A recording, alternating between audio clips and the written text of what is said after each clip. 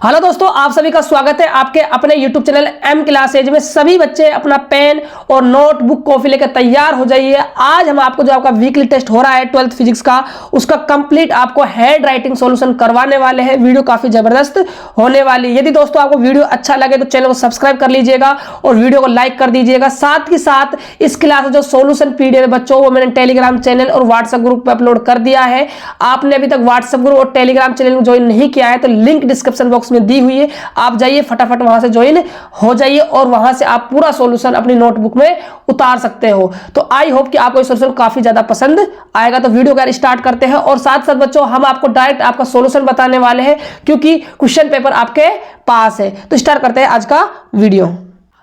तो दोस्तों आज जो क्लास 12th सब्जेक्ट फिजिक्स का जो आपका वीकली टेस्ट हुआ है, आज हम इस वीडियो के अंदर आपको इस टेस्ट का फुल सॉल्यूशन करवाने वाले हैं। सभी क्वेश्चनों का आंसर मैंने लिख लिया है। यदि आप इन आंसरों को अपनी नोटबुक में लिखकर आते हो तो आपको फुल मार्क्स मिल जाएंगे। सबसे पहले हम सोल्व करने वाले हैं सेक्शन ए को। तो सेक्शन ए का जो पहला क्वेश्चन है बच्चों, उसका जो आंसर होने वाला है वो आपका ऑप्शन नंबर डी हो जाएगा, प्रकाश विद्युत प्रभाव, फोटो इलेक्ट्रिक इफेक्ट, क्योंकि आपसे कणीय प्रकृति के बारे में पूछा गया है। जो सेकंड क्वेश्चन होने वाला है उसका जो राइट आंसर है वो आपका ऑप्शन नंबर बी हो जाएगा, जिसके अंदर एससी अपॉन में क्या आएगा, लेमड़ा आएगा, क्योंकि आपसे एनर्जी पूछी। एनर्जी का फॉर्मूला होता है ई बराबर एच न्यू, और न्यू क्या है, आवर्ती, जिसको आप सी अपॉन में लेमड़ा लिख सकते हो। इसीलिए आपका ऑप्शन बी बिल्कुल करेक्ट आंसर हो जाएगा। क्वेश्चन नंबर थर्ड में आपसे पूछा गया है प्लांक नियतांक की बीमा। तो प्लांक नियतांक का मान होता है 6.63 10⁻⁻34 जूल गुणा में सेकंड। तो जूल गुणा में सेकंड, जूल किसका मात्रक है, कार्य का, सेकंड किसका मात्रक है, समय का। कार्य का फॉर्मूला होता है बल गुणा में विस्थापन गुणा में समय। तो बल की बीमा हो जाएगी m1 L1 T-2, विस्थापन की बीमा L1 और समय की बीमा T1। तो यहां से आपकी जो बीमा निकल कर आएगी वो m1 L2 T-1 हो जाएगी, यानी कि आपका जो ऑप्शन बी है वो बिल्कुल करेक्ट आंसर आपका हो जाएगा।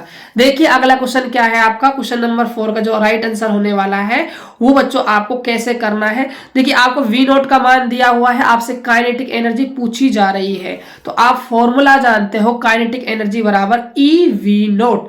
ई है इलेक्ट्रॉन का आवेश जिसकी वैल्यू होती है 1.6 10⁻⁻19 कूलम, और वी नोट का मान 1.5।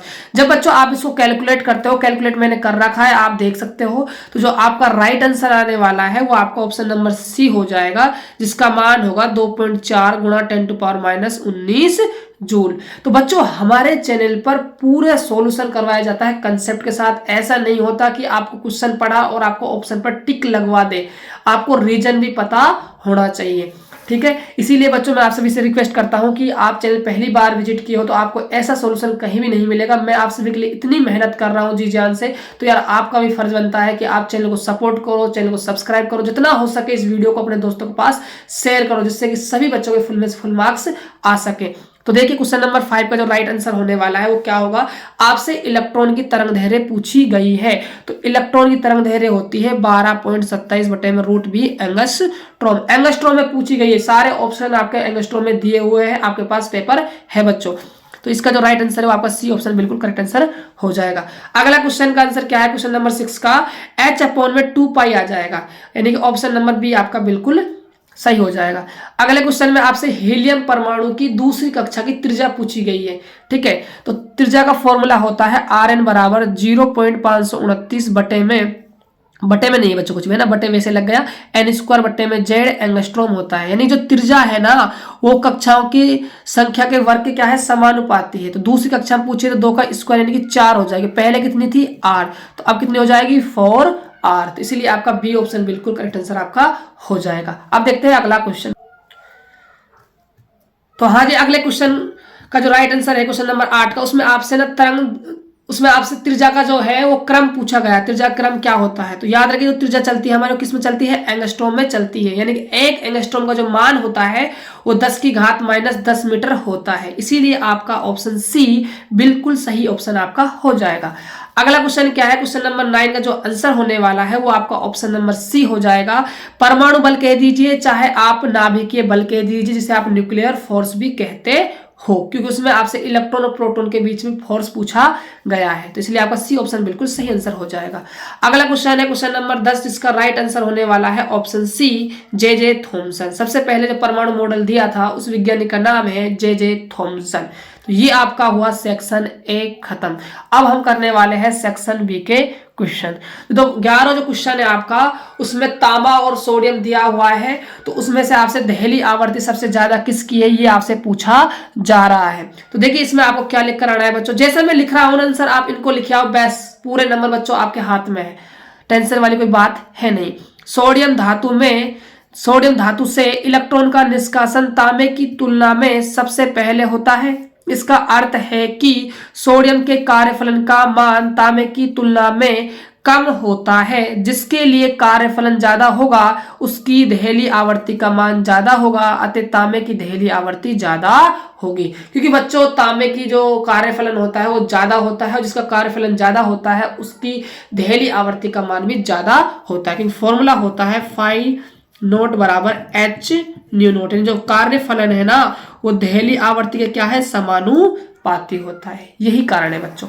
अगला क्वेश्चन देखिए, क्वेश्चन नंबर 12 का जो राइट आंसर है वो आपको क्या लिख कर आना है, कैसे आपको इस क्वेश्चन को डील करना है। देखो आपको दो कण दिए हुए हैं, प्रोटॉन और आपको एक इलेक्ट्रॉन, समान वेग से क्या कर रहे हैं, गति कर रहे हैं। तो तरंग दैर्घ्य पूछी जा रही है किसकी ज्यादा किसकी कम होने वाली है।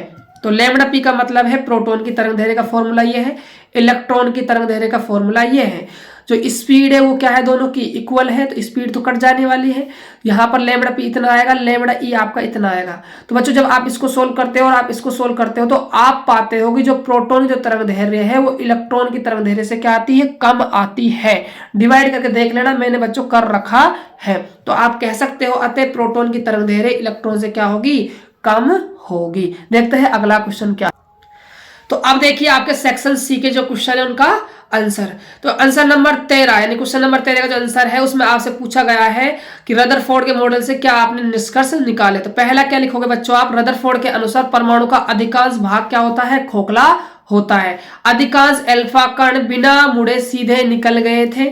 तीसरा पॉइंट लिखोगे आप, परमाणु का केंद्रीय भाग एक धनात्मक आवेश उपस्थित है जिससे धनात्मक अल्फा कण टकराकर वापस आ गया, जिसे हम क्या कहते हैं, नाभिक कहते हैं। इतना बच्चों आपको लिखकर आना है। क्वेश्चन नंबर जो आपका 14 है वो आपका न्यूमेरिकल क्वेश्चन है, उसको बच्चों आप देख लीजिए।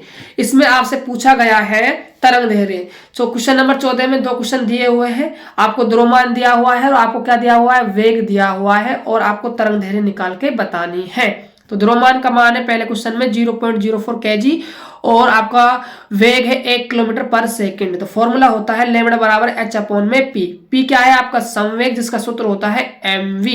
h है आपका प्लैंक नेता। आप इस वैल्यू को यहाँ पुटअप करते हो तो आपका जो पहले क्वेश्चन का जो राइट आंसर है वो 1.65 इंटू 10⁻³ मीटर आपका राइट आंसर हो जाएगा। और क्वेश्चन नंबर जो दूसरा है इसका, उसमें आपको द्रव्यमान दिया हुआ है, वेग दिया हुआ है, सेम मेथड है, सेम तरीके से आप उसको करना है। इसकी तरंग दैर्घ्य बच्चों 1.1 इंटू 10⁻³ मीटर आपका आंसर हो जाएगा। अब देखते हैं हम सेक्शन डी के क्वेश्चन आंसरों को। तो देखिए जो पहला क्वेश्चन है बच्चों आपको क्वेश्चन नंबर 15 सेक्शन डी का, उसमें आपसे क्या पूछा गया है, फोटो इलेक्ट्रिक प्रभाव की आपसे पहले डेफिनेशन पूछी गई है, फिर आपसे आइंस्टीन समीकरण पूछी गई है, फिर आपसे इसके नियम पूछे गए। 3 भागों में इस क्वेश्चन को तोड़ रखा है, तीनों भागों को मैं आपको समझाने वाला हूं। देखिए तो पहले बात करते हैं फोटो इलेक्ट्रिक प्रभाव। फोटो इलेक्ट्रिक प्रभाव का मतलब होता है विद्युत प्रभाव, ये बात आप ध्यान में रख लीजिएगा। तो डेफिनेशन क्या लिखोगे, जब धातु की सतह पर दहली आवर्ती या उससे उच्च आवर्ती का प्रकाश आपतित किया जाता है तो धातु की सतह से इलेक्ट्रॉन का निष्कासन हो जाता है। इस घटना को फोटो इलेक्ट्रिक प्रभाव कहते हैं। ये आपका जो सेकंड क्वेश्चन है आइंस्टीन की प्रकाश विद्युत समीकरण, ये आपको प्रकाश विद्युत समीकरण लिखकर आनी है। अब देखते हैं इसका नियम, देखते हैं बच्चों नियम क्या इन्होंने दिए थे। तो देखिए नियम क्या है, तो प्रकाश विद्युत प्रभाव के जो 3 नियम बच्चों आपको ये लिखकर आने हैं कि प्रकाश विद्युत प्रभाव आपतित प्रकाश की तीव्रता पर निर्भर नहीं करता, आप प्रकाश विद्युत प्रभाव आपतित प्रकाश की आवर्ती पर निर्भर नहीं करता, उत्सर्जित इलेक्ट्रॉन की ऊर्जा 0 से अधिकतम मान की कुछ भी हो सकती है, ये आपको लिखकर आना है। क्वेश्चन नंबर जो आपका 16 है उसमें आपसे रदरफोर्ड मॉडल की कमियां पूछी गई है, ये इसका पहला क्वेश्चन है। ठीक है। तो रदरफोर्ड मॉडल की कमी लिखनी है। तो पहली कमी हो जाएगी परमाणु के स्थायित्व की व्याख्या करने में असफल रहा।